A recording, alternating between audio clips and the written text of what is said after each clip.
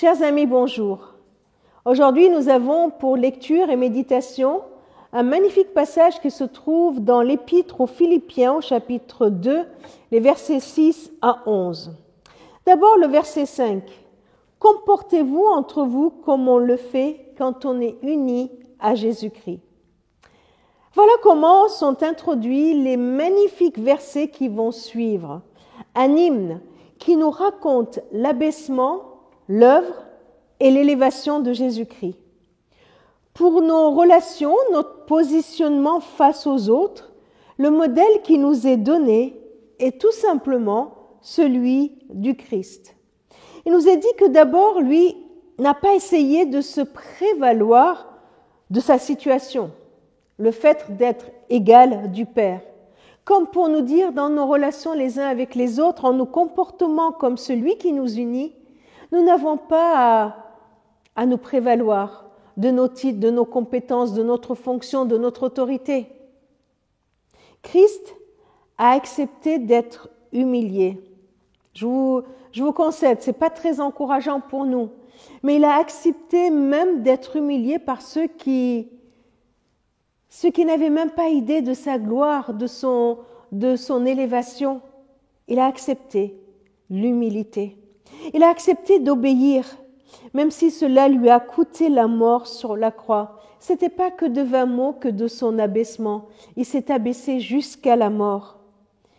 Il a laissé Dieu l'élever.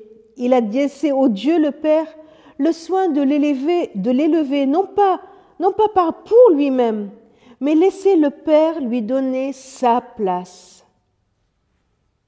Laissons au Père, laissons à notre Père nous donner notre place. Ne la cherchons pas, ne la quémandons pas, ne nous braquons pas contre nos frères et sœurs, ne soyons pas dans une compétition les uns avec les autres pour trouver une place. Il nous appartient, nous, de nous humilier, d'être au service et de laisser au Père, celui qui nous a appelés à le suivre et à le servir, de nous élever, de nous donner la place qui nous revient.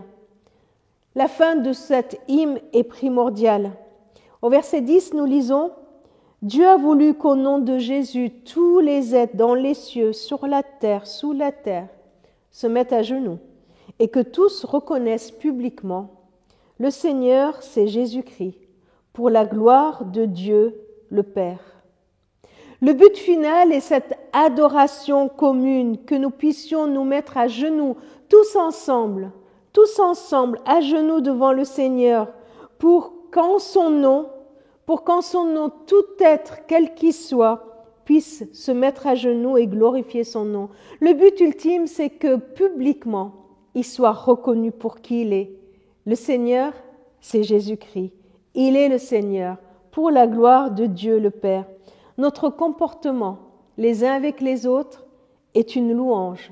Et ce sera un signe du royaume que nous posons sur cette terre pour que tous ceux qui nous voient vivre puissent reconnaître que Jésus est Seigneur. Qu'est-ce que tu as besoin d'être transformé?